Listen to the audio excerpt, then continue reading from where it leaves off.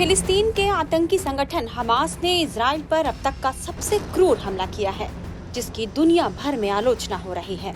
Israel और Hamas के बीच चल रहे भीषण जंग के बीच भारत में इस पर सियासी जंग छिड़ गई है। यहाँ राजनीतिक पार्टियां दो धड़े में बट गई हैं। केंद्र सरकार इस मुद्दे पर इजराइल के साथ है, लेकिन विपक्षी पार्टियां फिलिस्तीन के समर्थन में खड़ी नजर आ रही है। 2 दिन पहले ही कांग्रेस कार्य समिति की बैठक में प्रस्ताव पारित कर पार्टी ने फिलिस्तीन का समर्थन किया था। AIMIM चीफ असदुद्दीन ओवैसी तो इसमें 2 कदम आगे बढ़ गए हैं और उन्होंने फिलिस्तीन जिंदाबाद का नारा लगाया है।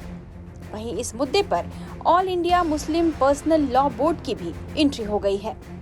देश के हिस्सों से इजराइल विरोधी और हमास समर्थक बयान और प्रदर्शन भी देखने को मिल रहे हैं।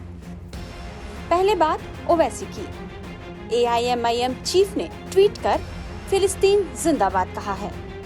साथ ही उन्होंने लिखा है कि हिंसा मुर्दाबाद, मुख्य रूप से इजराइल या किसी समूह संगठन द्वारा की गई। मस्जिद अल अक्सा आबाद रहे। इससे पहले 2017 में भी ओवैसी भारत सरकार से यरूशलेम को फिलिस्तीन की राजधानी के रूप में मान्यता देने का आग्रह कर चुके हैं। उन्होंने यहाँ तक कहा था कि भारत इजराइल से हथियार खरीदना बंद कर दे और देश के साथ सारे राजनयिक संबंध तोड़ दे। उन्होंने इसी साल जनवरी में भारत आने वाले इजरायली प्रधानमंत्री बेंजामिन नेतन्याहू को भारत नहीं आने की इजाजत देने की भी मांग रख दी थी।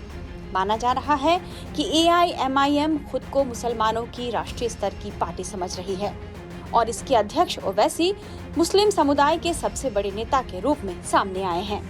इसलिए वे मुस्लिम समुदाय का समर्थन हासिल करने की गरज से फिलिस्तीन का समर्थन कर रहे हैं। राजनीति के जानकारों के मुताबिक यह 2024 के लोकसभा चुनाव के लिए मुसलमानों को एकजुट करने की उनकी रणनीति भी हो सकती है। वहीं all India Muslim personal law board ने कहा है कि फिलिस्तीन की प्रतिक्रिया को आतंकवाद कहना पीड़ितों के साथ अन्याय करना है। बोर्ड ने आगे कहा कि भारत का हमेशा से मानना है कि इजराइल को संयुक्त राष्ट्र की बात माननी चाहिए, लेकिन PM मोदी ने शोषित के बजाय उत्पीड़क का समर्थन कर दिया।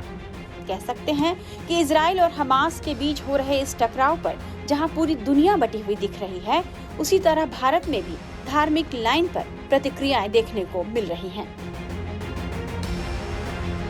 टाइम्स नाउ न भारत डिजिटल की रिपोर्ट।